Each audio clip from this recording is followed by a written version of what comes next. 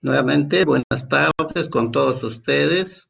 Yo soy el doctor Miguel Ramos. Vamos a empezar la clase teórica programada para el día de hoy. Es sobre las enfermedades pulmonares intersticiales difusas.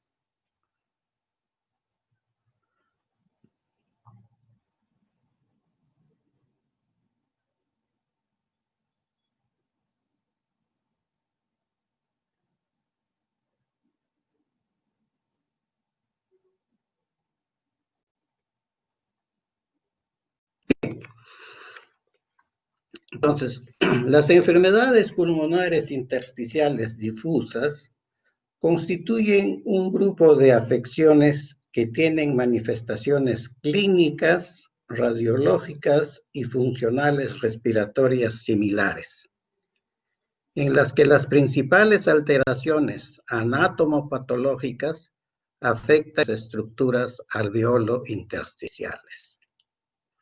En muchas ocasiones, estas alteraciones afectan también las pequeñas vías respiratorias, así como la vasculatura pulmonar.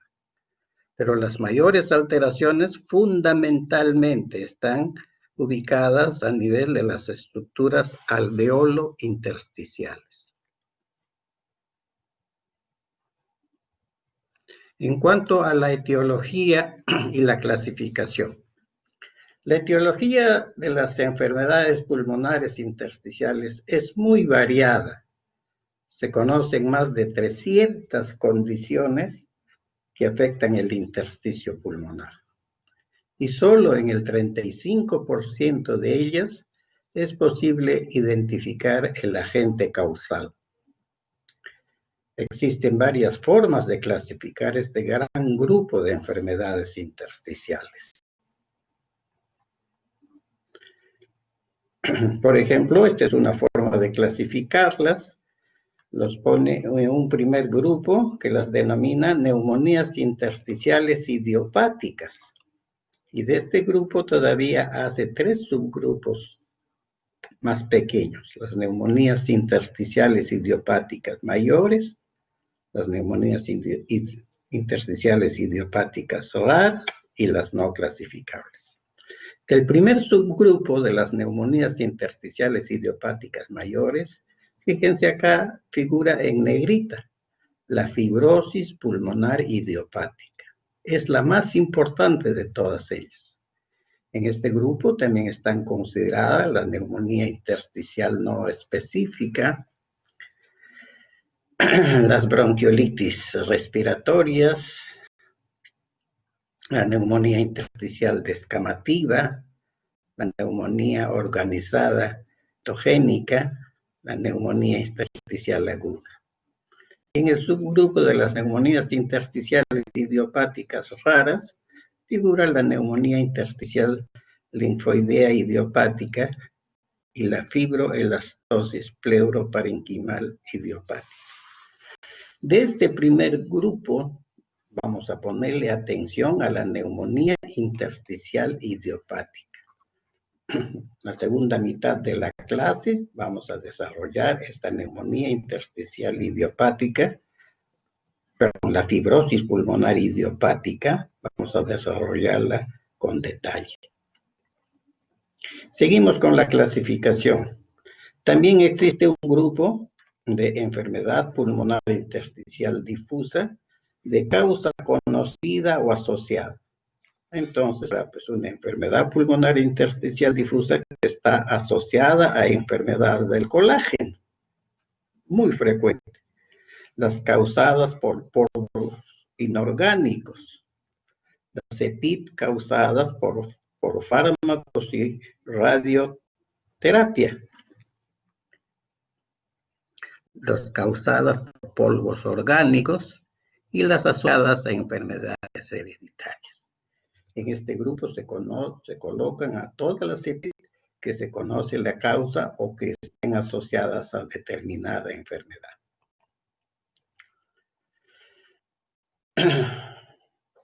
Otro tercer grupo van a ser las EPIT primarias o asociadas a procesos que no estén muy bien definidos.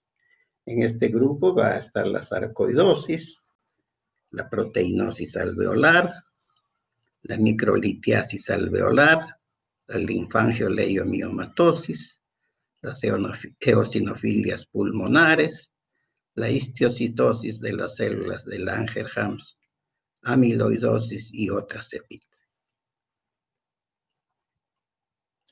Bueno, esa clasificación consideraba 3 grupos. Como les digo, hay varias formas de clasificarla.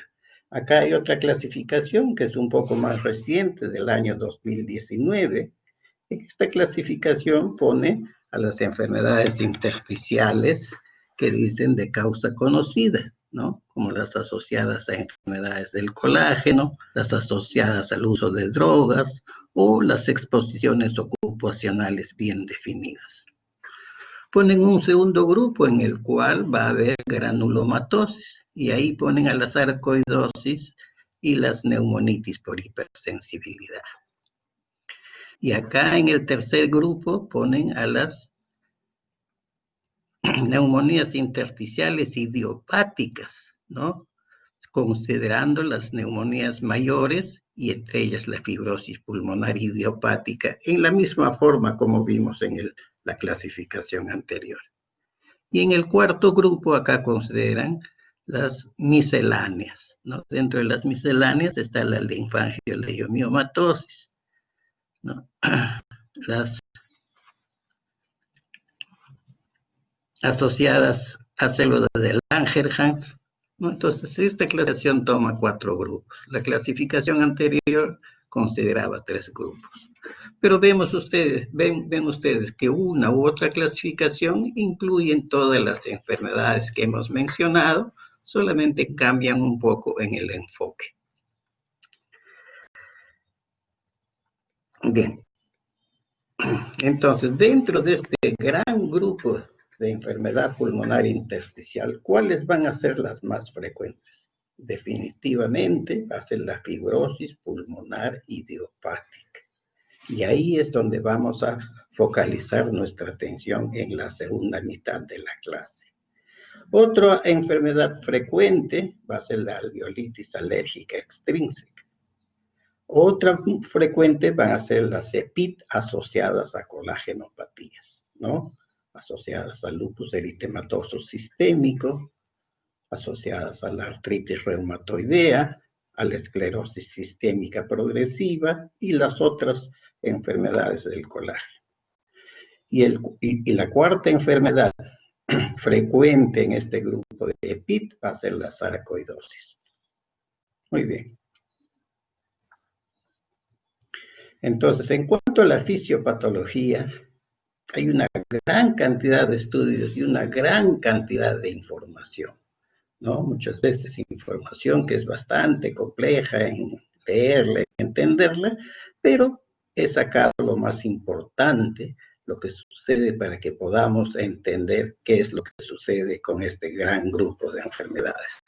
Entonces, en este cuadrito se ve que un estímulo, ya sea exógeno o endógeno, va a producir microlesiones a nivel pulmonar.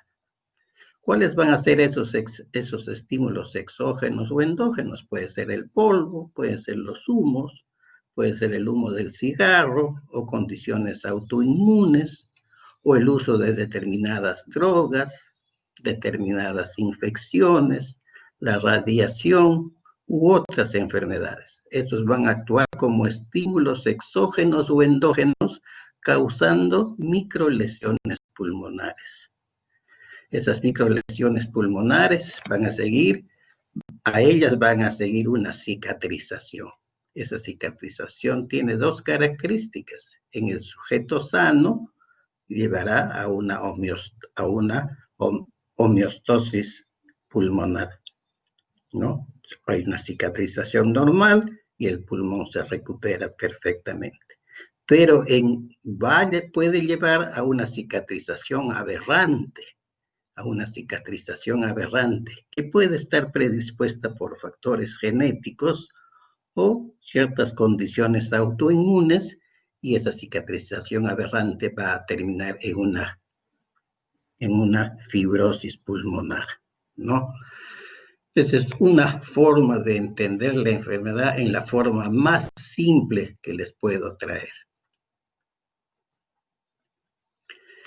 Entonces, ¿cuáles son los métodos diagnósticos que vamos a utilizar en el estudio de las EPIT? Como toda enfermedad, se va a seguir los pasos clásicos que se sigue en el diagnóstico de una enfermedad. Empezará pues con una buena historia clínica, ¿no? En que se hará la anamnesis, las manifestaciones clínicas, el examen físico, luego se pasará a un buen plan de trabajo que incluirán análisis sanguíneos, imágenes, radiología, tomografía, se harán pruebas funcionales, habrán procedimientos para hacer el lavado broncoalveolar y se llegará finalmente, si es necesario, hasta la biopsia pulmonar. Eso se hace en todas las enfermedades que necesiten, por supuesto, biopsia pulmonar. En este caso, se requiere biopsia pulmonar. Hablemos un poco sobre la anamnesis. Con una buena anamnesis se puede orientar el diagnóstico en la tercera parte de este gran grupo de enfermedades. En ellas consideraremos la edad, y entre los 20 y los 40 años son más frecuentes la sarcoidosis, la histiocytosis X y las EPIT asociadas a enfermedades del colágeno y la linfangioleiomyomatosis. En cambio, en los mayores de 50 años debemos considerar como la primera opción la fibrosis pulmonar idiopática. En relación al sexo, en mujeres son más frecuentes las EPIT asociadas a enfermedades del colágeno. ¿Por qué? Porque las enfermedades del colágeno son mucho más frecuentes en mujeres. Mientras que la linfangioleiomyomatosis, por ejemplo, es una enfermedad propia de las mujeres. Seguimos haciendo la historia clínica y ahí entramos a considerar los antecedentes familiares. Puede haber historia hereditaria de fibrosis pulmonar idiopática, o microlitiasis alveolar, neurofibromatosis, sarcoidosis, esclerosis tuberosa. En cuanto al tabaquismo, algunas EPIT están asociadas al tabaquismo como la neumonía intersticial descamativa, o la bronquiolitis respiratoria o la histiocytosis X, mientras que ocurre lo contrario con la sarcoidosis y la alveolitis alérgica extrínseca. Dentro de este estudio de los antecedentes será muy importante hacer una averiguación prolija sobre el uso de fármacos. Entonces debe investigarse sobre los fármacos que se han usado, las dosis usadas y la duración del tratamiento con esos fármacos. Entre esos, muy importante será encontrar si hay historia del uso de quimioterápicos, como el busulfán, la bleomecina, el metotrexate, que está probado que son medicamentos que pueden producir enfermedad pulmonar intersticial difusa. Si se ha usado en algún momento la nitrofurantoína, ¿no?, que tenía gran difusión este antibiótico para el tratamiento de las infecciones urinarias, o el uso de algunos medicamentos, como por ejemplo las sales de oro, que se usan en la artritis reumatoidea. Si se ha usado, se usa, y la dosis y el tiempo que se ha usado la amiodarona, que es un antiarrítmico cardíaco, la difenilidantoína, que es un anticonvulsivante, la procainamida, que es un antiarrítmico. Entonces hay que ser muy prolijos en el uso, investigar sobre el uso de los fármacos en cuanto a su dosis y el tiempo que se ha usado. Considerar la historia laboral. Debe consignarse la actividad laboral en orden cronológico, señalando las posibles exposiciones con fechas y duración de las mismas. La exposición a agentes orgánicos son causa de alveolitis alérgica extrínseca, y la exposición a polvos inorgánicos son causa de neumoconiosis. Investigar si ha habido exposición a la radioterapia. Si encontramos un antecedente de radioterapia torácica, esta puede ser la causa de la enfermedad pulmonar intersticial difusa que trae el paciente. Investigar sobre la presencia de enfermedades sistémicas, ¿no? Y preguntar si hay síntomas que estén relacionados, por ejemplo, a alguna de las colagenopatías, como el lupus, artritis, esclerosis sistémica progresiva, síndrome de Sjögren, polimiositis, dermatomiositis, espondilitis anquilosante, enfermedad mixta del tejido conectivo. Si hay síntomas y signos correspondientes a enfermedades sistémicas tipo sarcoidosis, vasculitis, carcinomatosis linfangítica o síndromes hemorrágicos. Entonces, va a haber pues enfermedades intersticiales difusas que van a tener manifestaciones extrapulmonares muy diversas. Entonces, al momento de examinar, seremos cuidadosos si encontramos lesiones o compromiso extrapulmonar. Aquí algunos ejemplos. Podemos encontrar alteraciones dérmicas, por ejemplo, un eritema nodoso en la sarcoidosis. Nódulos subcutáneos que pueden verse en la artritis reumatoidea, en la sarcoidosis, en la neurofibromatosis. Presencia de neurofibromas y manchas de café con leche, característicos de la neurofibromatosis. O si hay eritema heliotropo que se ve en la dermatomiositis. Pueden presentarse manifestaciones musculoesqueléticas como la miositis, la artritis, que se ve con mucha frecuencia en las enfermedades del colágeno y en la sarcoidosis.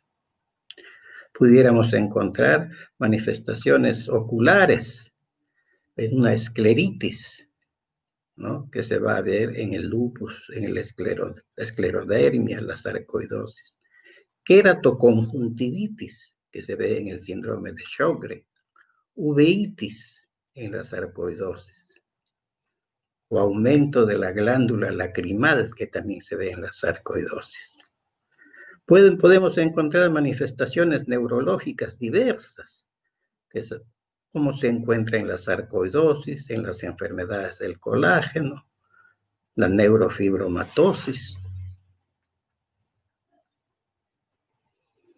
Manifestaciones a nivel digestivo, como hepatoesplenomegalia, que se encuentra en la sarcoidosis, en las enfermedades del colágeno, en la amiloidosis.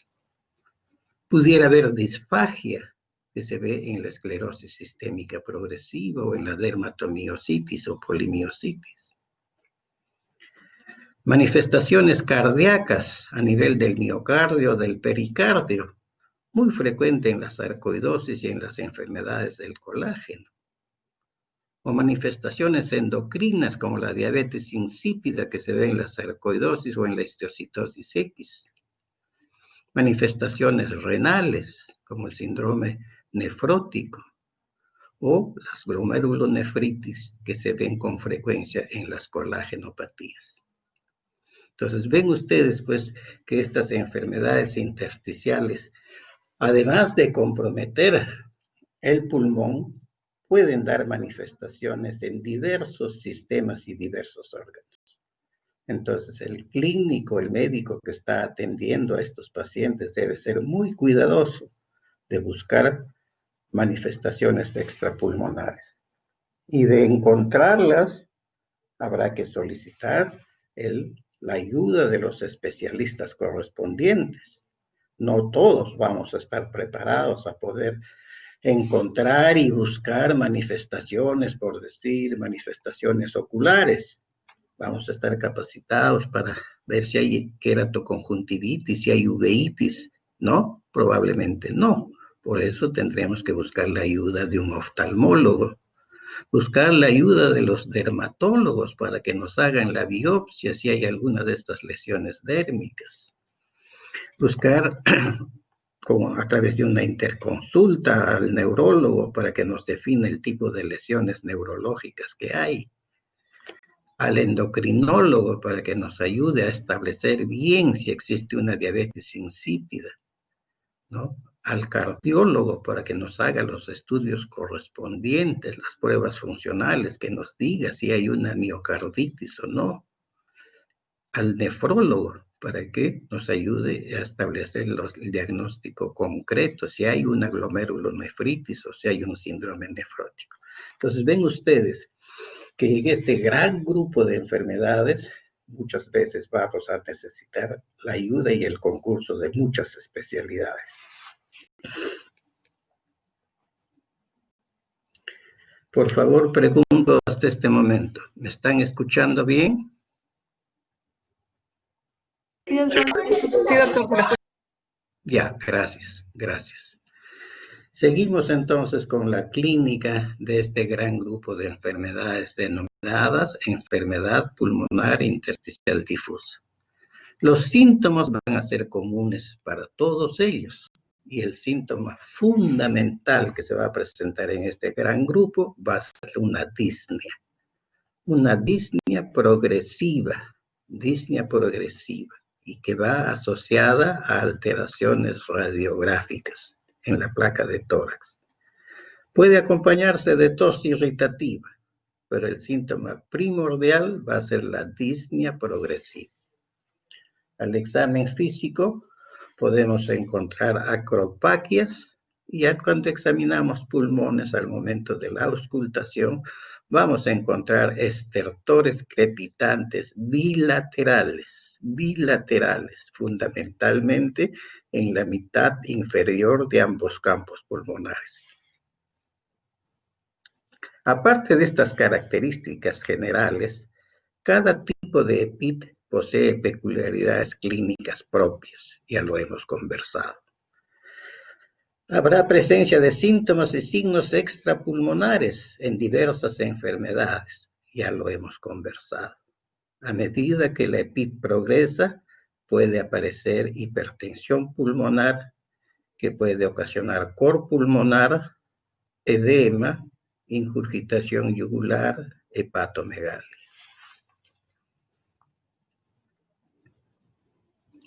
En cuanto al laboratorio, habrán algunos exámenes que son inespecíficos, como la elevación de la velocidad de sedimentación o la hipergamaglobulinemia, como también habrán exámenes de laboratorio que nos van a orientar o identificar algunas enfermedades. Entonces, el clínico, el neumólogo, debe saber solicitar esos exámenes de acuerdo a la historia clínica, ¿no? Si encontramos, por ejemplo, eosinofilia, será propia de las eosinofilias pulmonares.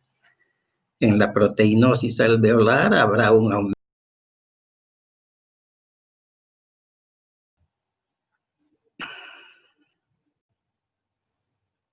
Se nos fue la conexión.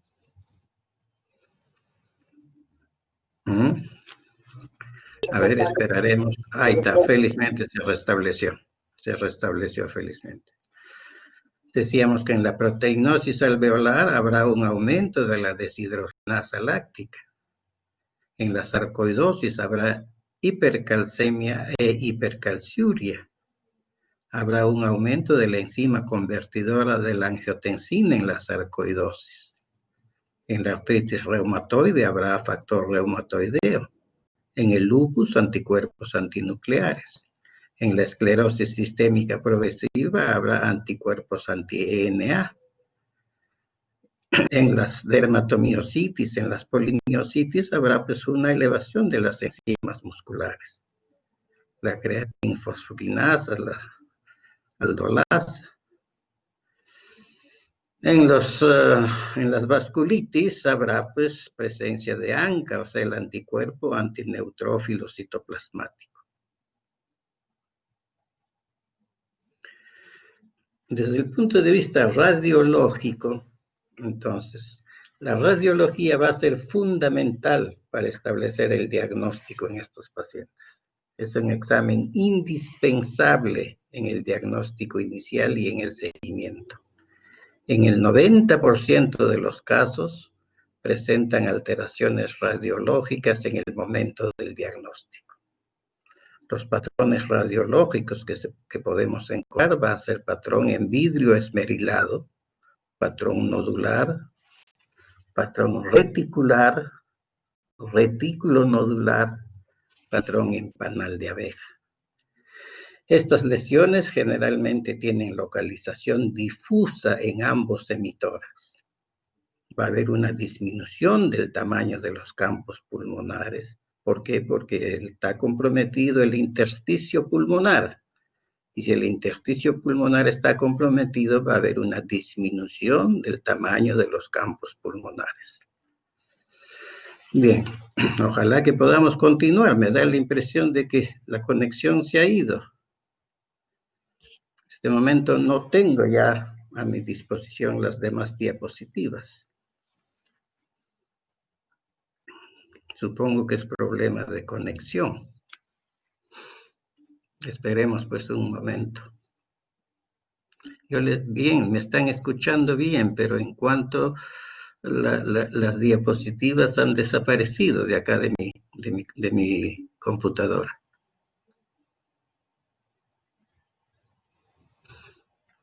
A ver, vamos a ver, poner nuevamente compartir.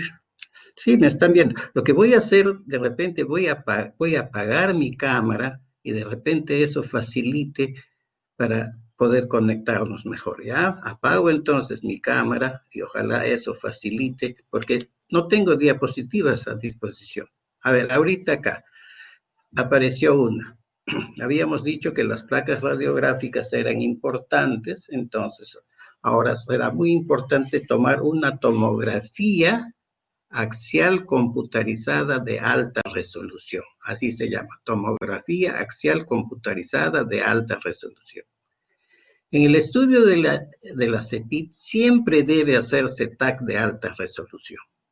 Es mucho más sensible en el estudio de las alteraciones del intersticio pulmonar, porque en la de alta resolución, en la tomografía de alta resolución, los cortes se hacen de milímetro en milímetro, mientras que en la tomografía convencional los cortes son de centímetro en centímetro. Entonces, por eso que es mucho más sensible. Los cortes son de milímetro en milímetro. Puede detectar EPIT en casos con radiografía de tórax normal. Valora la extensión de las lesiones parenquimatosas y su naturaleza. Puede encontrarse imágenes reticulares que indican fibrosis o imágenes en vidrio esmerilado que indican inflamación. Permite seleccionar el lugar adecuado para realizar el lavado broncoalveolar, que es un examen muy importante para el diagnóstico. Y también el TAC va a permitir las biopsias transbronquiales y quirúrgicas, es decir, escoger los sitios más adecuados donde se debe tomar las biopsias quirúrgicas. Los hallazgos del ATACAR en la fibrosis pulmonar idiopática, así como en otras enfermedades más, pueden ser criterio diagnóstico. Entonces, este dato es muy importante, que el ATACAR, con un buen estudio de una tomografía de alta resolución y con un informe por un especialista, podemos hacer el diagnóstico de fibrosis pulmonar idiopática. Acá algunas imágenes, por ejemplo, tenemos en este caso una radiografía de tórax, en la que en mitad inferior de ambos campos pulmonares vemos un patrón retículo nodular bilateral.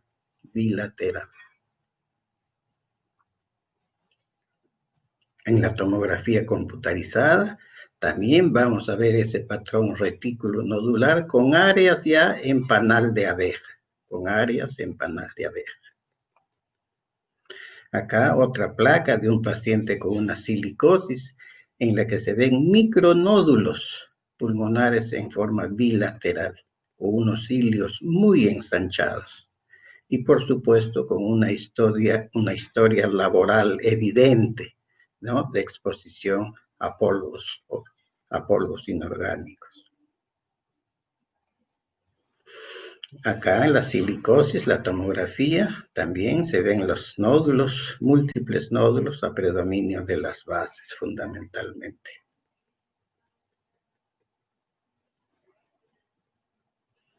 Acá es una paciente con artritis reumatoidea en la que se ven opacidades en parche en ambos campos pulmonares, opacidades en parche. ¿No? Si nosotros ya tenemos el diagnóstico de artritis reumatoidea, esta enfermedad pulmonar intersticial difusa será pues secundaria a la artritis reumatoidea. La tomografía, acá unas placas de un paciente con fibrosis pulmonar idiopática en la que hay opacificaciones reticulonodulares en mitad de las bases pulmonares, en la mitad y bases de los campos pulmonares. La tomografía también que se ve, ¿no? Opacificaciones en la periferia, opacificaciones acá en la periferia en panal de abeja y en el cuadro B, bases, amplificaciones de estas opacificaciones con engrosamiento septal de los septums.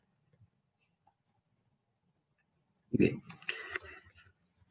El otro punto importante en el diagnóstico de la enfermedad pulmonar intersticial difuso, hemos dicho que eran las imágenes, radiografías y tomografías de alta resolución.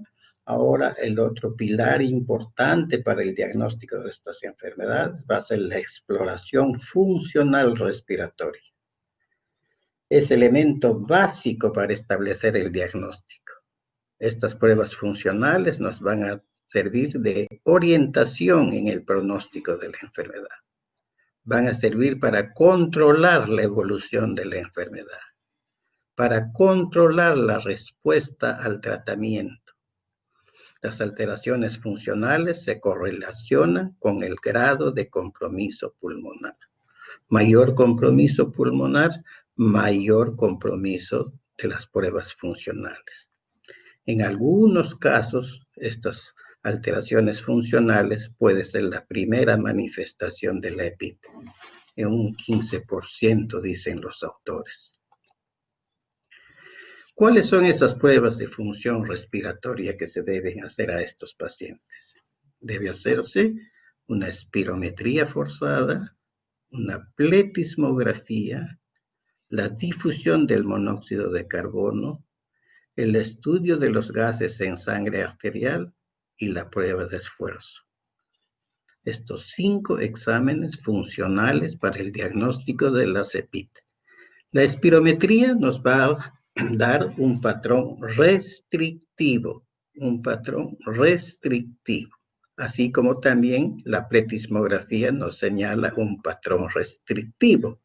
¿Por qué se caracteriza un patrón restrictivo? Porque la capacidad pulmonar total está disminuida a 80% por lo menos. La capacidad vital funcional, menos de 80%. El volumen residual también está disminuido. Patrón restrictivo. La difusión del monóxido de carbono va a estar disminuido a 80% o menos. Y en los gases en sangre arterial encontraremos que la presión parcial de oxígeno generalmente está preservada hasta las etapas avanzadas. La presión parcial de CO2 inicialmente va a estar disminuido, porque si es un paciente que tiene disnea, va a tener polipnia, y al tener polipnia está barriendo el CO2. Entonces inicialmente está disminuido, y en la medida que va aumentando y progresando la enfermedad, puede también aumentar la presión parcial de CO2. Va a haber una gradiente alveolo arterial aumentada, y la saturación en reposo inicialmente es normal, y una hipoxemia evidente con hipercapnia solo en los 3 estadios avanzados. En estos pacientes hay que hacerle la prueba de esfuerzo. Y en esa prueba de esfuerzo va a haber una hipoxemia y desaturación que va a desencadenar el ejercicio. Entonces, 5 pruebas funcionales: espirometría, pletismografía, difusión del monóxido de carbono, gases en sangre arterial y la prueba de esfuerzo. Este es una espirometría con un patrón restrictivo. Los datos acá de la espirometría nos señalan que hay una capacidad vital forzada disminuida, un volumen expirado forzado del primer segundo disminuido, pero cuidado, la relación del volumen expirado forzado sobre la capacidad vital forzada es normal, es normal. Esa es una característica del patrón restrictivo. Capacidad vital forzada disminuida, volumen expirado forzado del primer segundo disminuido, pero una relación BF1 sobre capacidad vital normal.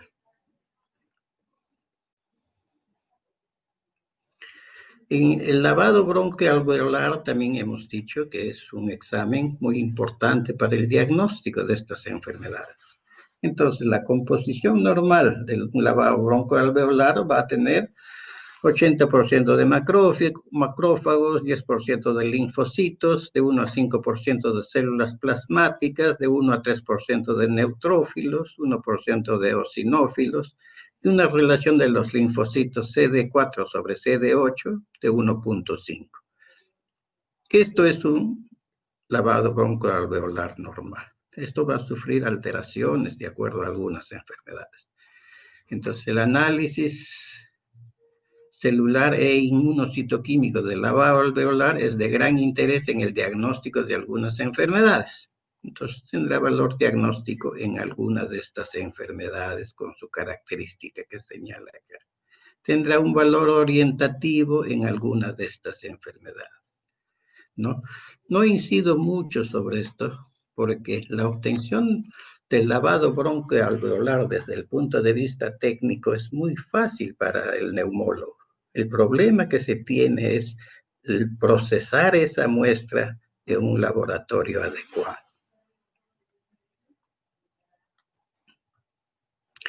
Y llegamos finalmente a la biopsia pulmonar. Para el diagnóstico definitivo y específico de las enfermedades pulmonares intersticiales difusas, en muchos casos será necesario el estudio histológico del parénquima pulmonar. La biopsia transbronquial que se obtiene mediante broncofibroscopía va a ofrecer muchas limitaciones. ¿Por qué? Porque estas biopsias transbronquiales son de muy pequeño volumen y además de ser de pequeño volumen, sufren alteraciones por la pinza, ¿no? Las valvas de la pinza, al morder el tejido, distorsionan en alguna forma la arquitectura de esa pequeñísima pieza. Entonces, las biopsias transbronquiales ofrecen mucha dificultad para el diagnóstico. Es por eso que se prefiere y debe hacerse la biopsia pulmonar. La biopsia pulmonar mediante una mini toracotomía.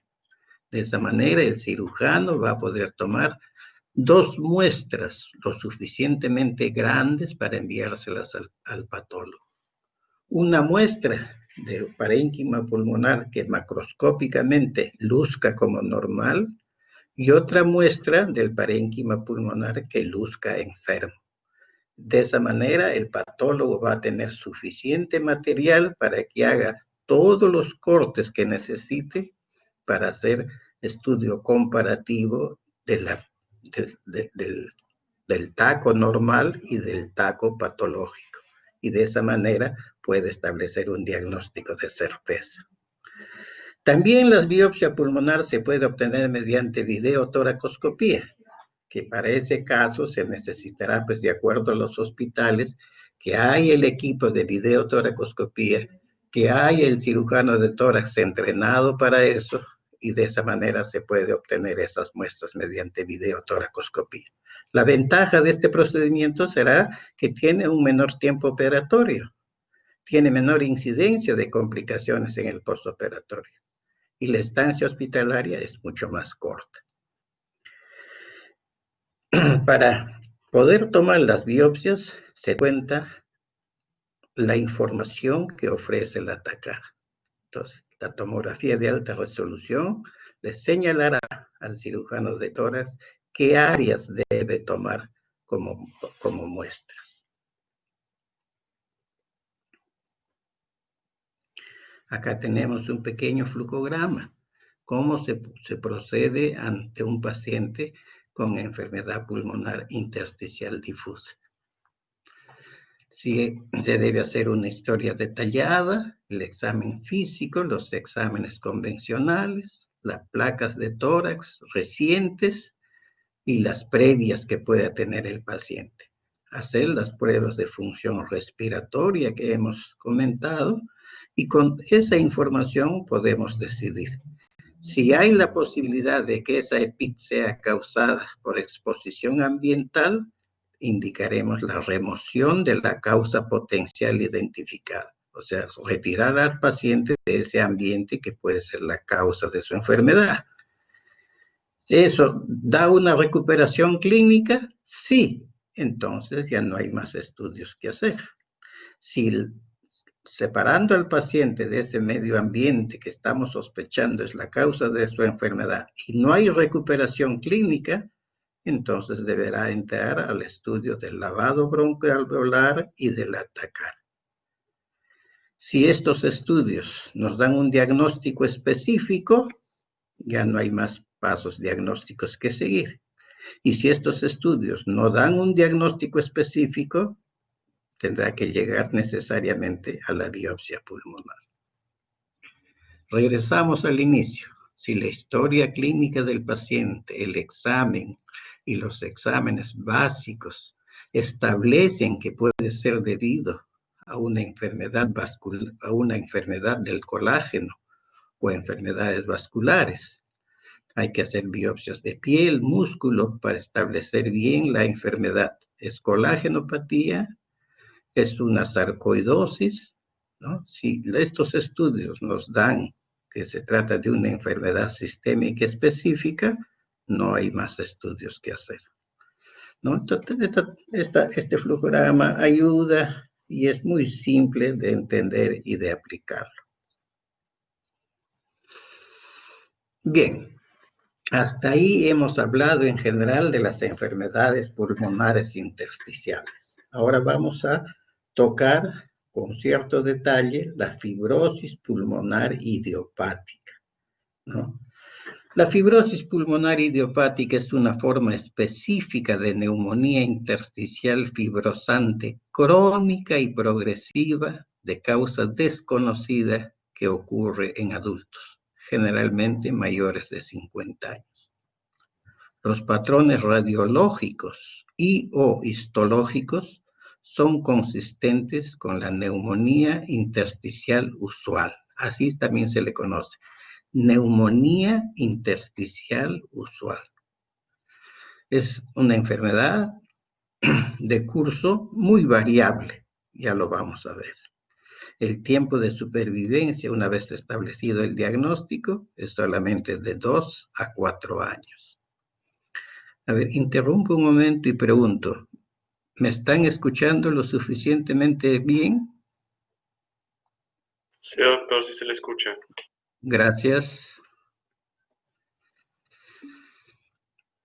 Gracias. Gracias a todos ustedes. Fibrosis pulmonar idiopática. Es la forma más frecuente de neumonía intersticial idiopática. Es una enfermedad fibrosante, crónica, progresiva de causa desconocida y mortal. Está caracterizada por presentar disnea, pérdida de la función pulmonar y un patrón tomográfico específico. Fíjense qué importante es esto, que esta enfermedad se puede diagnosticar con un buen estudio de una tomografía axial computarizada de alta resolución. Para eso se necesitará pues, un equipo de última generación y un radiólogo especializado que nos haga la lectura de esas tomografías y puede encontrar los signos radiológicos característicos de esta enfermedad. Ya lo vamos a señalar. Esta fibrosis pulmonar idiopática es fatal. Es fatal con una sobrevida promedio de 3 a 5 años. No se conoce un tratamiento efectivo que cure la enfermedad. Últimamente han salido 2 medicamentos que se están usando y que en alguna forma detienen la evolución de la enfermedad, pero que no la cura. Tiene una incidencia y una prevalencia importante que están ahí señalados en estudios de Estados Unidos, y se considera que aproximadamente en el mundo existen unos 5 millones de personas que padecen esta enfermedad. Su mortalidad ajustada para la edad es de 28% en los varones y 41% en las mujeres. En cuanto a los factores de riesgo, existen factores de riesgo para esta fibrosis pulmonar idiopática. Entre esos factores está la regurgitación gastroesofágica, situaciones autoinmunes que pueden facilitar la aparición de esta enfermedad, factores genéticos, factores ambientales y algunas infecciones virales pueden considerarse como factores de riesgo para que se produzca esta enfermedad. La regurgitación gastroesofágica. La microaspiración crónica causa lesiones recurrentes al epitelio bronquial y alveolar y conduce el proceso de la enfermedad en individuos susceptibles a fibrosis pulmonar idiopática, ¿no? Los sujetos susceptibles a esta enfermedad, hemos dicho que ante determinadas microinjurias van a reaccionar con cicatrización aberrante que va a llevar a fibrosis pulmonar. La disminución de la compliance pulmonar del pulmón fibrótico en pacientes con fibrosis pulmonar idiopática provoca aumentos en la presión intratorácica y conduce a disfunción del esfínter esofágico inferior.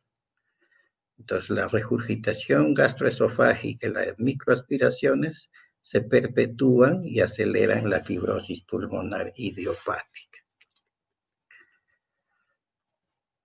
En cuanto a los factores ambientales, el tabaquismo, la exposición al sílice, al latón, al acero, al plomo y los polvos de madera, ¿no? Así como a ciertas actividades laborales en ganadería y en agricultura, pueden ser factores de riesgo para la aparición de esta enfermedad. Situaciones de autoinmunidad pueden favorecer la aparición de esta enfermedad. Es posible origen autoinmune de la fibrosis pulmonar idiopática, y esto se basa en las manifestaciones radiológicas y o histológicas se asocian a enfermedades del tejido conectivo, aunque estas suelen cursar con histología de neumonía intersticial no específica. Algunas infecciones virales. A la fecha, no existe evidencia suficiente para considerar que las infecciones virales sean factores etiológicos, aunque su contribución sigue siendo objeto de estudio. ¿Qué virus se sospecha que podrían considerarse como factores de riesgo? El virus de la hepatitis C, el herpes virus, el adenovirus.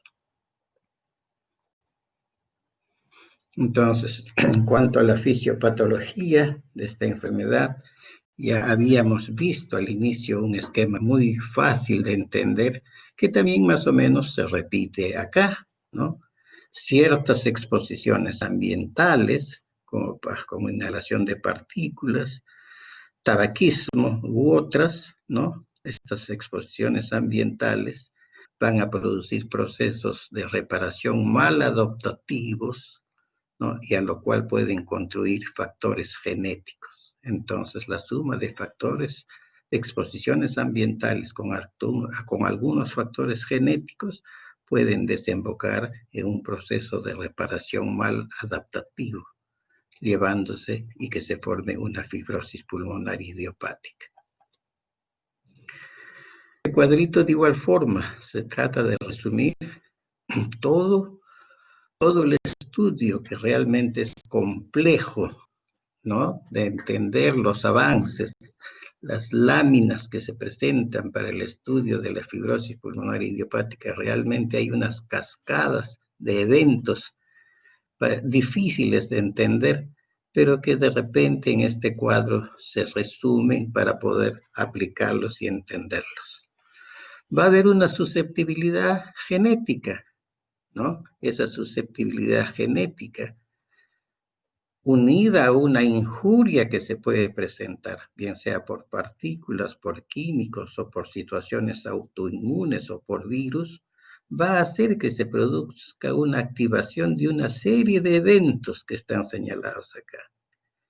Entonces, esa serie de eventos que están señalados acá van a producir un desbalance entre los mediadores profibróticos y los mediadores antifibróticos. Este desbalance que se produce va a llevar a una alteración del epitelio y del endotelio y por la proliferación de fibroblastos que finalmente conducen a una fibrosis pulmonar. Es la forma más sencilla de poder entender la cascada de eventos. Los detalles, ¿no? Se pueden revisar, que vuelvo a repetir, son impresionantes la cantidad de información para poder entender la fibrosis pulmonar, que hay que tener pues ese espíritu de investigación y dedicarse al laboratorio para poder entenderlos. Pero a grosso modo, este cuadrito nos sintetiza qué es lo que sucede para que se produzca una fibrosis pulmonar. En cuanto a la incidencia de esta enfermedad, la incidencia y prevalencia es más o menos semejante en cualquiera de los continentes. En todo sitio existe fibrosis pulmonar, ¿no? Entonces, para las personas menores de 60 años, con una media de 65, el curso de la enfermedad es variable. El tiempo de supervivencia desde el diagnóstico es de 2 a 4 años, con una cierta predominancia en el sexo masculino. Pero hay fibrosis pulmonar a nivel mundial. Acá en el Perú, la fibrosis pulmonar idiopática, ¿no? Este grupo SAR es un grupo de médicos neumólogos, médicos muy estudiosos, muy dinámicos, que participan mucho en la actividad científica pulmonar a nivel del Perú. Hicieron un estudio, ¿no? Y ahí vieron cómo la fibrosis pulmonar idiopática se fue diagnosticando desde mucho atrás, ¿no? Pero vemos acá que en los últimos 5 años se dispara el número de fibrosis pulmonar idiopática, ¿no? Una elevación brusca en los últimos 5 años. Pero en su estudio ellos concluyen, no es que en los últimos 5 años hayan aparecido más casos de fibrosis pulmonar, sino lo que ha sucedido es que en los últimos 5 años los métodos diagnósticos y lo que está al alcance de los neumólogos para diagnosticar la enfermedad se ha incrementado notablemente, ¿no? Y existe la tomografía de alta resolución, existe el lavado broncoalveolar, ya se están haciendo las biopsias pulmonares que antes no se hacían. Entonces son factores que han contribuido para que en estos últimos 5 años se aumente el número de diagnósticos. No ha aumentado la enfermedad, lo que ha aumentado son las facilidades, tanto académicas por parte de los médicos, como las facilidades para poder establecer el diagnóstico. Entonces, en cuanto al diagnóstico de la fibrosis pulmonar idiopática, igual que cualquier otra enfermedad, se basará pues en un diagnóstico clínico, en un diagnóstico radiológico, en un diagnóstico histológico, ¿no? Y con eso se concluirá y se llegará al diagnóstico. Desde el punto de vista clínico, hay que excluir otras causas conocidas de PIT. Hay que hacer las pruebas funcionales que ya hemos mencionado.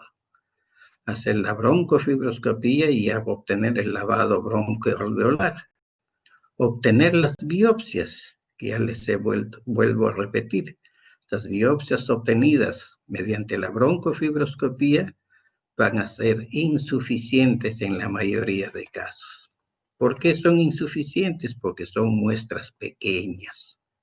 Entonces, se prefiere una mini toracotomía para obtener una buena biopsia pulmonar, no tanto de una zona del pulmón que aparentemente luzca sana como de una zona que luzca enferma. De esa manera, el patólogo tendrá material suficiente para que pueda establecerse el diagnóstico. Desde el punto de vista radiológico, aparte de las placas simples de tórax, hay que hacer la tomografía de alta resolución. Y hemos comentado también de que la tomografía de alta resolución tiene características muy particulares que pueden ser suficientes para establecer este diagnóstico. Y lógico, con las biopsias obtenidas por una mini toracotomía o obtenidas por videotoracoscopía, el patólogo hará el estudio histológico porque existe un patrón histológico característico de la fibrosis pulmonar idiopática. ¿Y el diagnóstico cómo se hará? Acá estamos poniendo, el diagnóstico se hará a través de una discusión multidisciplinaria. ¿Qué significa eso? Que tendrá que intervenir el clínico, el neumólogo, discutiendo y exponiendo el cuadro clínico, habiendo hecho las pruebas funcionales correspondientes, habiendo obtenido las muestras para el lavado broncoalveolar, tendrá que intervenir el radiólogo para que nos presente los hallazgos radiológicos del atacar, y tendrá que intervenir el patólogo para que presente el patrón histológico característico. Entonces, por eso se dice que debe haber una discusión multidisciplinaria para establecer este diagnóstico que es tan serio, ¿no? Es un diagnóstico serio de una enfermedad grave, seria. Entonces, debe estar muy bien fundamentado por una discusión multidisciplinaria. En la clínica, igual que cualquier otra enfermedad pulmonar intersticial difusa, ¿no? Se presenta por encima de los 50 años. Pueden existir casos familiares, por lo que ciertos factores genéticos pueden influir en la susceptibilidad a padecerla. La disnea de ejercicio y la tos son los síntomas más frecuentes. Historia de más de 3 meses de síntomas antes del diagnóstico. A la auscultación se va a encontrar crepitantes finos al final de la inspiración, fundamentalmente en las bases pulmonares. Las sacroprácteas son un signo tardío y frecuente, pero tardío. Las osteoartropatía hipertrófica y el neumotórax son raros. Y en los estadios avanzados se puede presentar col pulmonar con desarrollo de hipertensión pulmonar. Desde el punto de vista de imágenes, va a ser muy importante la placa simple de tórax y fundamentalmente la tomografía computarizada. La placa simple de tórax igualito se va a encontrar imágenes en vidrio deslustrado o esmerilado, infiltrados nodulares o retículos nodulares, y en los estadios tardíos, ¿no?, las imágenes en panal de abeja. Acá algunas imágenes que ya hemos revisado. Y lo más importante desde el punto de vista radiológico va a ser la tomografía de alta resolución, ¿no? La tomografía de alta resolución, que ya hemos dicho, se toma con cortes de milímetro a milímetro. Entonces pueden presentarse imágenes en vidrio deslustrado.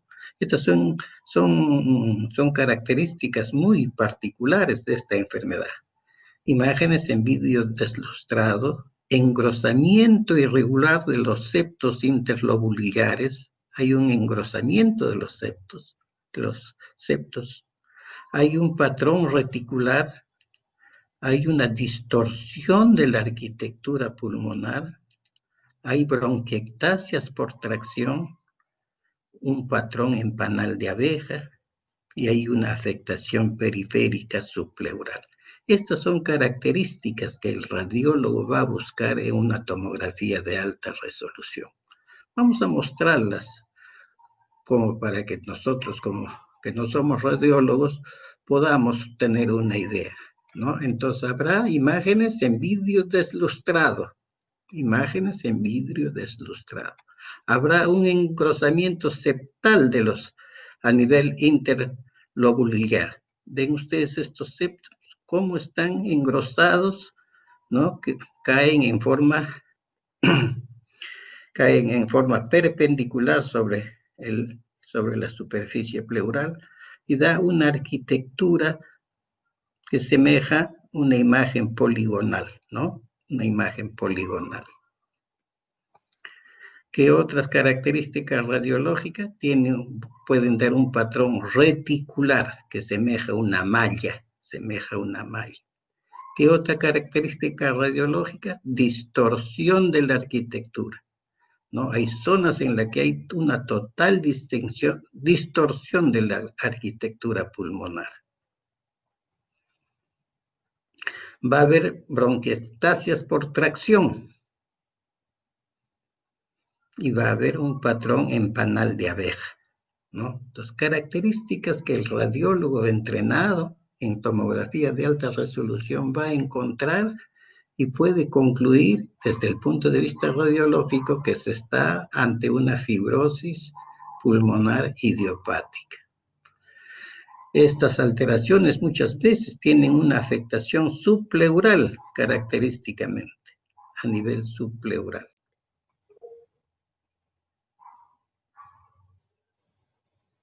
¿Hay alguna intervención de Delcy? ¿Me escuchan? ¿Me están escuchando, señores? Sí, se lo escucho, doctor. Ya, gracias. Entre las pruebas funcionales respiratorias volvemos a repetir lo que habíamos dicho antes, ¿no? Inicialmente los volúmenes pueden ser normales, pero va a haber un patrón fundamentalmente restrictivo. Ya lo hemos señalado antes. ¿Por qué se caracteriza un patrón restrictivo? Por una disminución de la capacidad pulmonar total, una disminución de la capacidad vital, disminución del volumen residual y de la capacidad funcional residual, ¿no? Pero con una relación BF1 sobre capacidad vital forzada normal. Recuerden esa característica. Eso es una de las características del patrón restrictivo. Va a haber una disminución de la capacidad de difusión del monóxido de carbono. En los gases en sangre se puede encontrar una hipoxemia y hay una elevación del gradiente alveolo arterial, ¿no? Elevación del gradiente alveolo arterial durante el ejercicio. En el lavado bronquialveolar podemos encontrar un aumento de los polimorfos nucleares por encima de 20% y unos eosinófilos que van de 2 a 4%. Los macrófagos alveolares están aumentados y activados. Los linfocitos no suelen aumentar. Y la biopsia pulmonar, ¿no? Fundamental para establecer este diagnóstico. Fundamental la biopsia pulmonar, que volvemos a repetir. Si se trata de obtener la biopsia a través de un broncofibroscopio, se pueden obtener muestras de biopsias transbronquiales, pero vuelvo a repetir, esas muestras van a ser muy pequeñas e insuficientes para poder establecer el diagnóstico. Entonces se prefiere que las biopsias sean a través de una mini toracotomía. El cirujano saque muestras lo suficientemente grandes para enviarlas al patólogo. Repito, de dos sitios diferentes. De una parte del pulmón que macroscópicamente aparezca como normal y de una parte que macroscópicamente aparezca como enfermo. Entonces, eso va a facilitar mucho al patólogo para que haga todos los cortes que necesite. Esa biopsia pulmonar también puede obtenerse, hemos dicho, a través de la videotoracoscopía. La ventaja de la videotoracoscopía es que requiere menos tiempo operatorio y requiere menos estancia hospitalaria, ¿no? Pero eso ya depende de cada institución. Entonces, la biopulmonar es fundamental para el diagnóstico.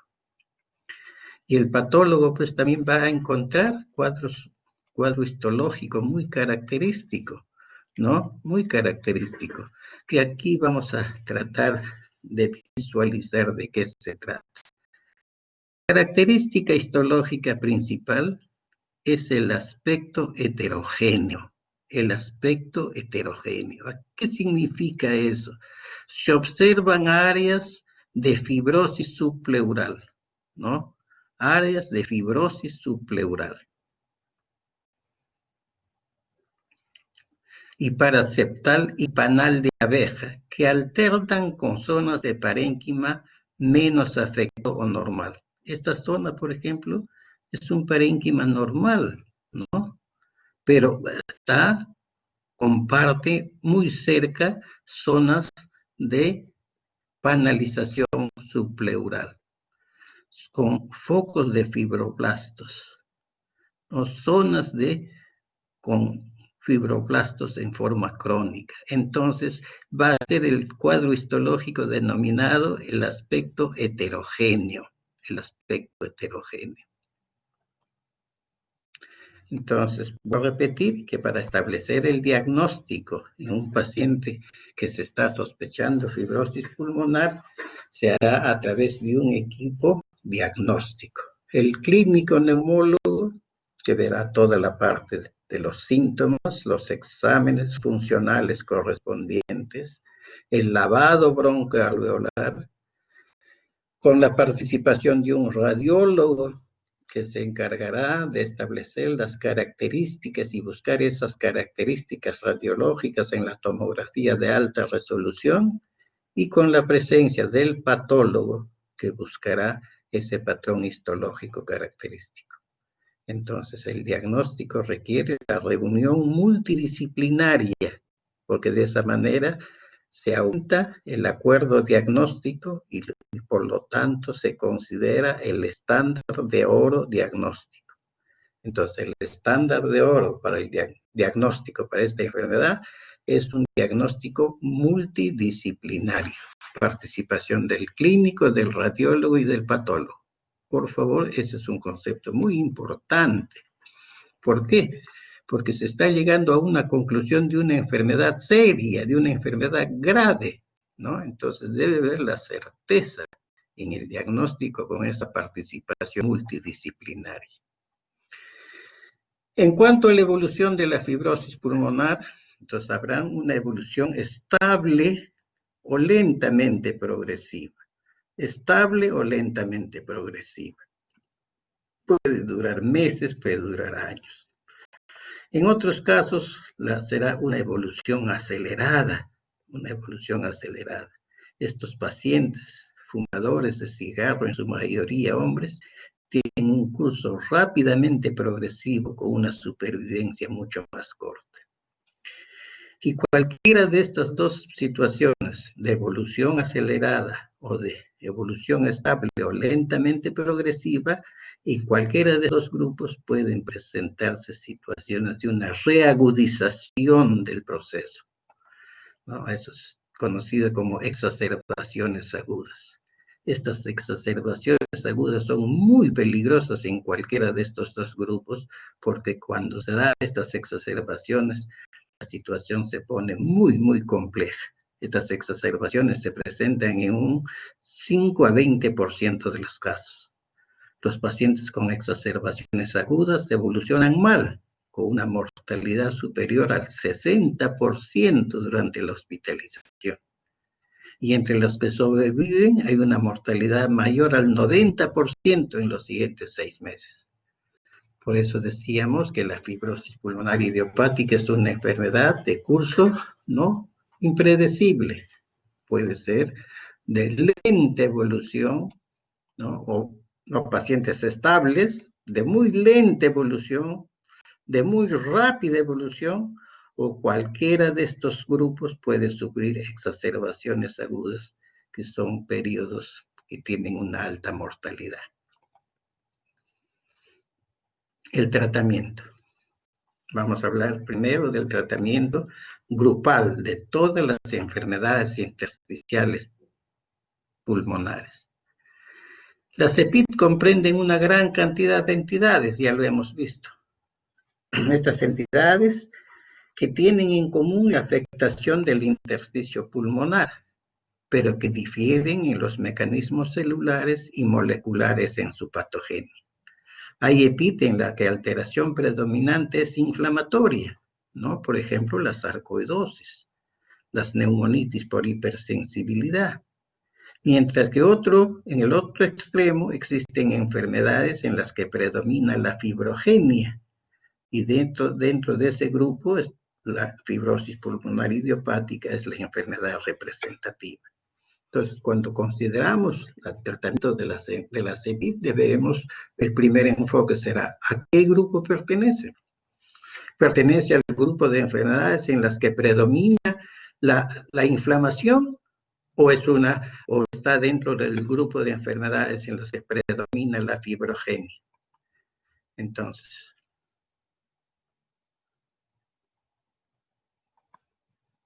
acá. Entonces, los objetivos del tratamiento será evitar la exposición al agente causal, si es que existe esa posibilidad. Suprimir el componente inflamatorio. Estamos ante una EPID cuya enfermedad fundamentalmente tiene componente inflamatorio, nos abocaremos a suprimir ese componente inflamatorio. Entonces, ¿qué fármacos utilizaremos? Se usarán los glucocorticoides o los inmunosupresores como la ciclofosfamida o la azatropina, si existe inflamación de acuerdo a la enfermedad. Si la enfermedad pulmonar intersticial difusa, como la fibrosis pulmonar idiopática, predomina la fibrogenia, en esta enfermedad habrá que usar un tratamiento para disminuir y controlar la fibrogenia. Y en ambas situaciones, avanza la enfermedad, tendremos que manejar las complicaciones que son comunes para cualquiera de las dos situaciones. En cualquiera de los casos va a ser la hipertensión pulmonar secundaria la que traerá problemas, y esa hipertensión pulmonar secundaria necesitará una oxigenoterapia permanente y vasodilatadores. Ayer, con un grupo conversábamos sobre el uso del oxígeno domiciliario. Muchas veces son estos pacientes tributarios de oxigenoterapia domiciliaria.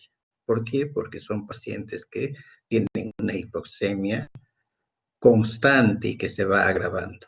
Entonces son susceptibles a tratamiento con oxigenoterapia domiciliaria. En ellos pues será muy útil, ¿no? Y de gran alivio parcial, temporal, el uso de los concentradores de oxígeno. Entonces, si estamos ante un paciente con EPID en la que la enfermedad predomina la inflamación, hemos dicho que usará corticoides, prednisona o azatropina en las dosis que señalamos acá. Si es prednisona, se usa 0.5 miligramos por kilo al día por 4 semanas. Luego se baja a 0.25 miligramos por 8 semanas. Y luego se baja a 0.125 por kilo de peso de acuerdo a la respuesta. Entonces, que quede bien claro, por favor, la prednisona y la azatropina se usa en las EPID en las que predomina la inflamación.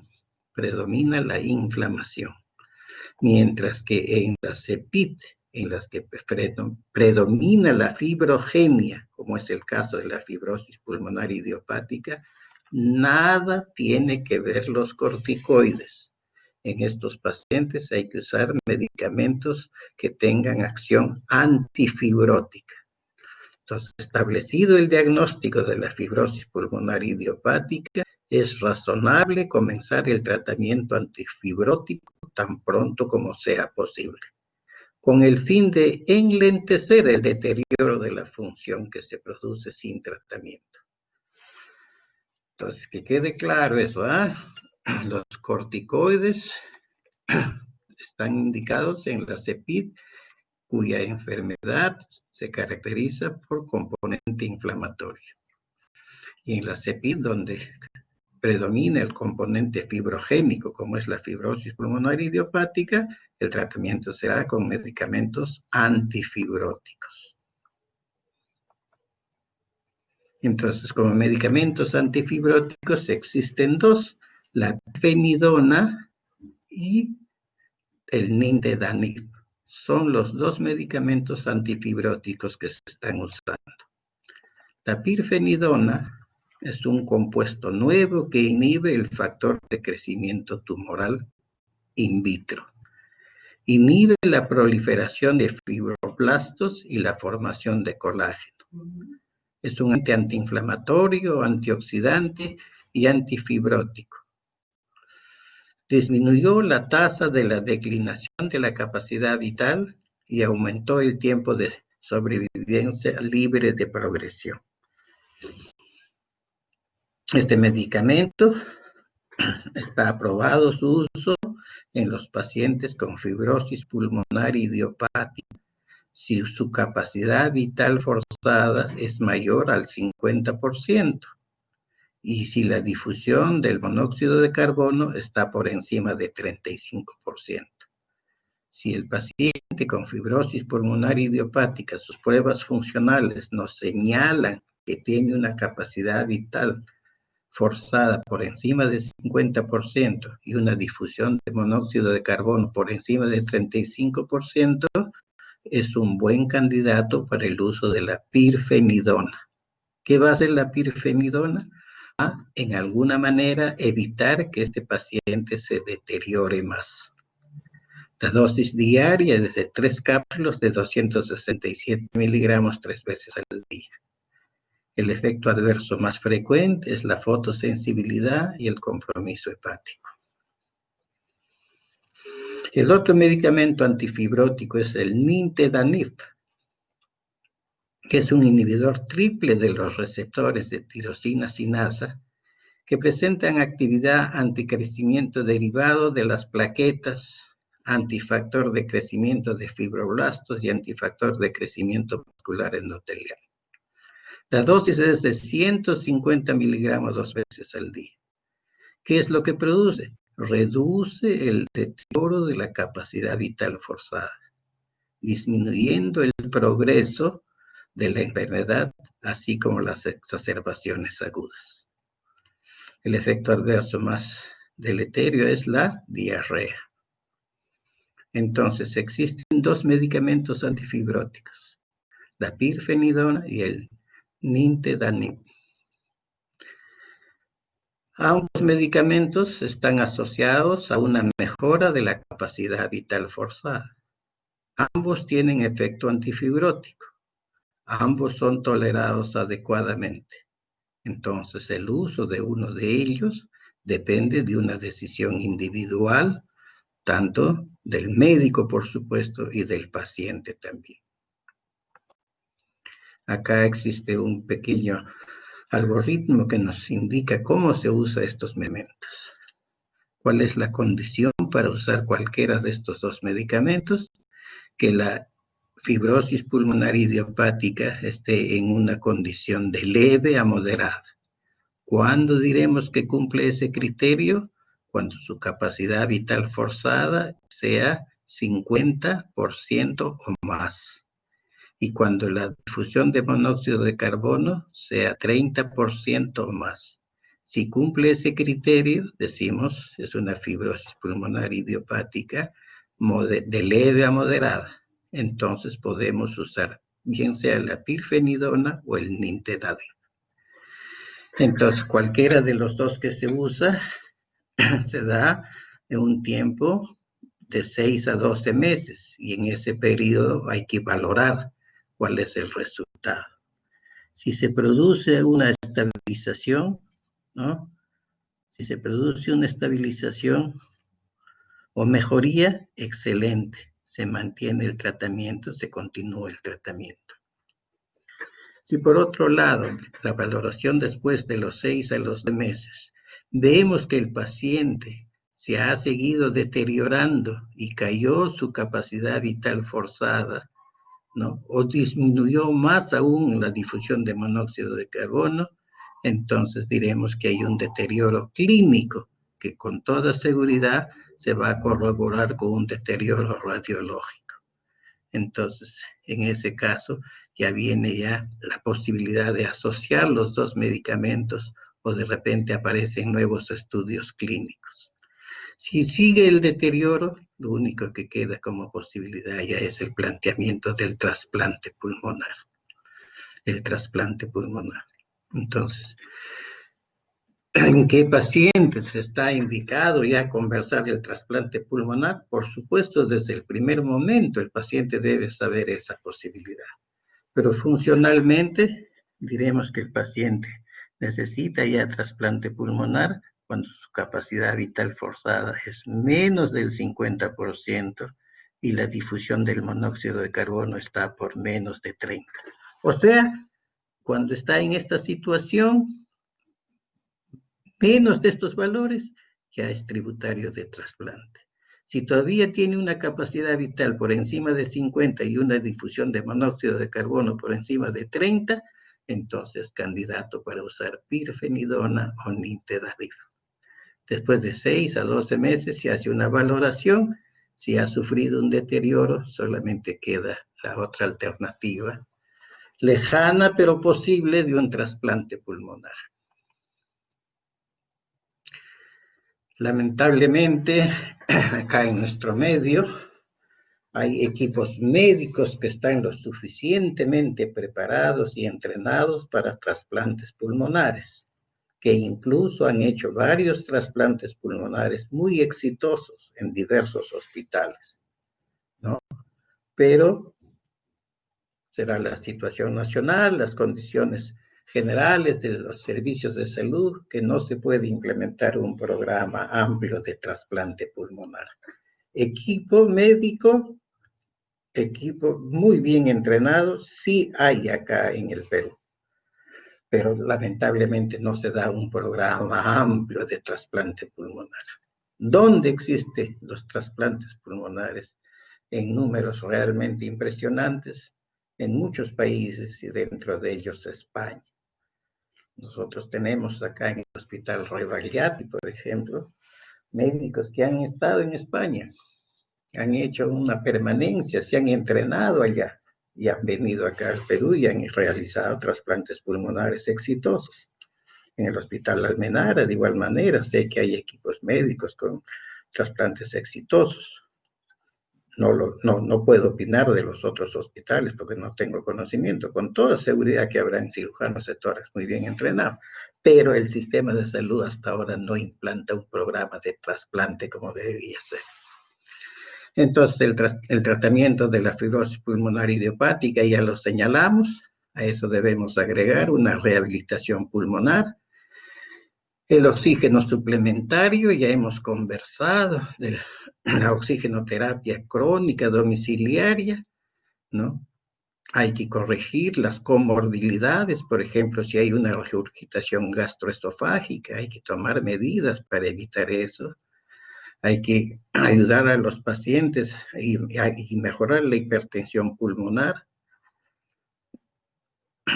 La conversación y educación y la información del paciente acerca de su enfermedad es fundamental. El paciente tiene todo el derecho a saber los pormenores de la enfermedad y el médico está en la obligación de informarle en la forma más sencilla y buscar un acercamiento tal que el paciente pueda entender y conocer su enfermedad. ¿Qué pronóstico tiene? ¿Qué alternativas hay en el momento acá en nuestro medio? El tratamiento con estos antifibróticos que sí hay en nuestro medio.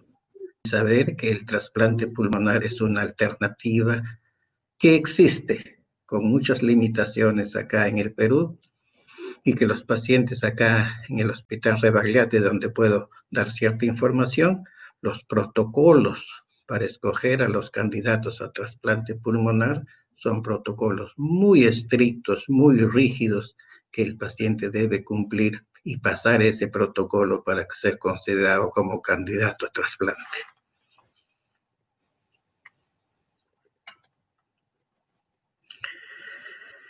El trasplante de pulmón es el único tratamiento que prolonga la supervivencia. Post-trasplante a los 5 años es alrededor de 44%. El momento apropiado para remitir al paciente para el trasplante es muy controvertido, dado el curso variable de la fibrosis pulmonar idiopática y la falta de medidas de pronóstico validadas. Sería razonable derivar a los pacientes para trasplante apenas se haya realizado el diagnóstico. ¿Para qué? Para que pueda ser evaluado por esos comités que aplican esos protocolos para ver si los pacientes pudieran ser considerados como candidato a trasplante pulmonar. Conclusiones, y con esto terminamos. La fibrosis pulmonar idiopática es una enfermedad devastadora con una supervivencia de 5 años y un 20%. Eso nomás nos explica por qué el diagnóstico debe ser muy cuidadoso y el diagnóstico final debe ser emitido después de una reunión multidisciplinaria, clínico, radiólogo y patólogo. Tiene mayor incidencia en mayores. La fibrosis pulmonar es de comportamiento heterogéneo, con un curso clínico que varía de periodos prolongados de estabilidad a periodos de rápido deterioro.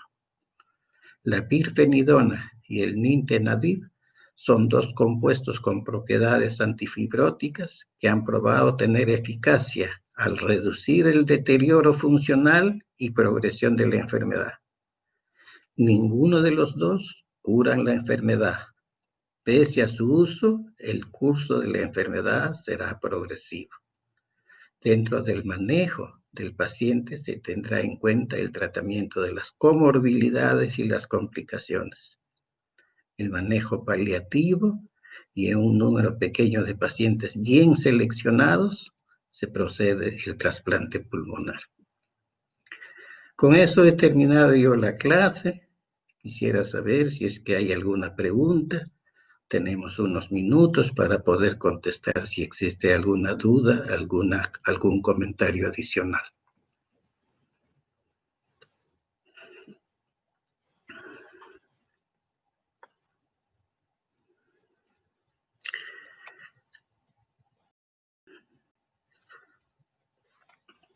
Sí. A ver qué nos dice Ilan. ¿Y cómo yo determino de que, o al menos en el comité, cómo determinan de que la causa sea por inflamación o sea de tipo fibrogenia? ¿Eso es dependiendo de la etiología o la causa que pueda haber provocado? ¿Y eso altera en algo? Ya, va a ser muy importante determinar cuál es la enfermedad que está produciendo la enfermedad intersticial difusa.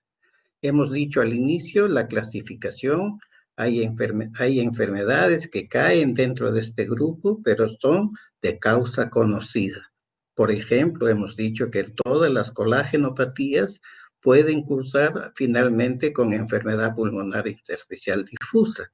Entonces, si nosotros encontramos un paciente con esas características desde el punto de vista respiratorio y tiene diagnóstico de lupus, diagnóstico de artritis o cualquier otra colagenopatía, nosotros tenemos que asumir que esa enfermedad intersticial difusa es secundaria a la enfermedad de fondo que tiene.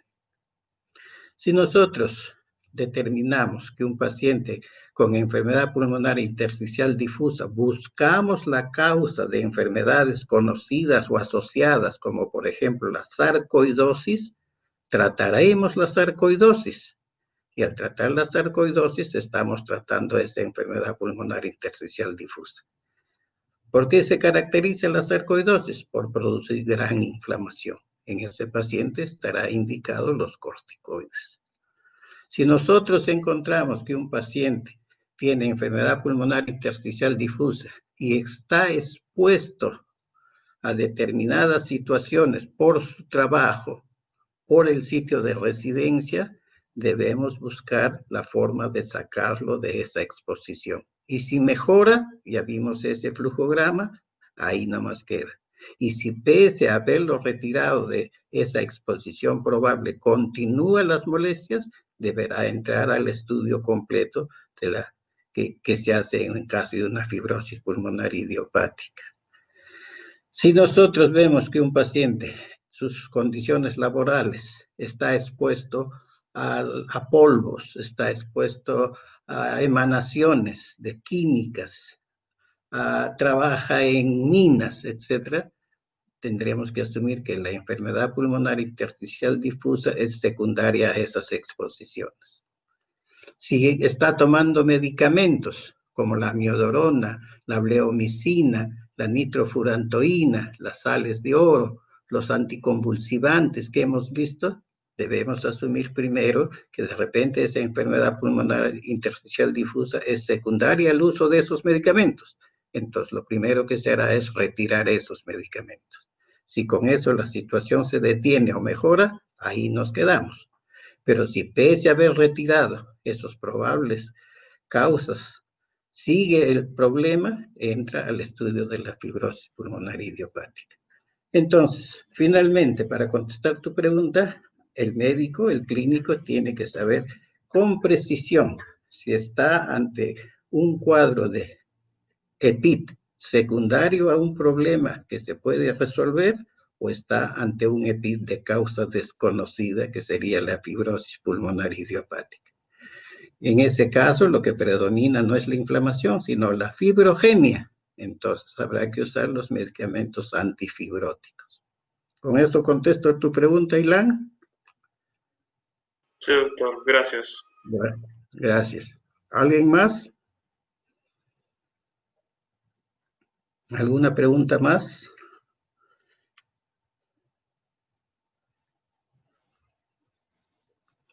Bueno, a ver, dime, Claudia.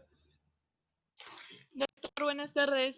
Disculpe, ¿a Hola. qué se refiere con la afectación subpleural cuando mencionó en la parte del diagnóstico, creo, por imágenes? Mencionó, ¿no?, que se va a ver también una afectación o histopatológica, creo. Ya, entonces, les había dicho que la fibrosis pulmonar idiopática puede establecerse los diagnósticos a través de imágenes con la tomografía axial computarizada de alta resolución y también con el cuadro histológico que se obtiene con las biopsias pulmonares. Por eso decía que se necesita acá por ejemplo, desde el punto de vista anatomopatológico, va a tener características muy propias, ¿no? Que para nosotros que no somos patólogos, podemos decir si entendemos qué es el aspecto heterogéneo. Eso significa que hay áreas de parénquima pulmonar normal alternado con áreas muy patológicas, Desde el punto de vista de la radiología, acá les había dicho que había una serie de características radiológicas que lo va a ver bien y lo va a explicar en detalle un radiólogo en la tomografía axial computarizada de alta resolución. Afectación periférica y subpleural. Dice que a nivel subpleural se localizan con mayor frecuencia estas alteraciones. ¿Qué otras alteraciones hay? Hay bronquiectasias por tracción, presencia de bronquiectasias. Hay un patrón en panal de abeja. ¿Qué otra característica más hay? hay un patrón reticular que semeja a una malla. Hay una distorsión de la arquitectura pulmonar desde el punto de vista radiológico. ¿Qué otra característica? Hay zonas que tienen el aspecto de vidrio deslustrado, y habrán otras zonas en las cuales hay un engrosamiento septal interlobular. ¿Ves ustedes? ¿Ves estas rayas blancas también que se van, que caen casi en forma perpendicular en la superficie del pulmón? ¿No? Y da un aspecto, ¿qué aspecto semeja esto? Semeja unas imágenes poligonales, ¿no? Entonces, son características radiológicas muy propias de esta enfermedad.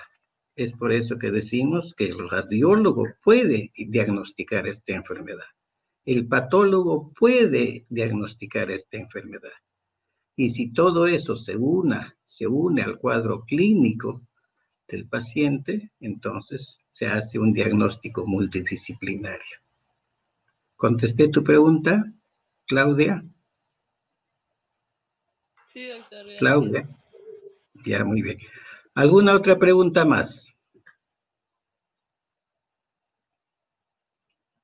Bien, entonces, si no hay más preguntas, les agradezco la atención y me despido. Hasta luego. Gracias, doctor.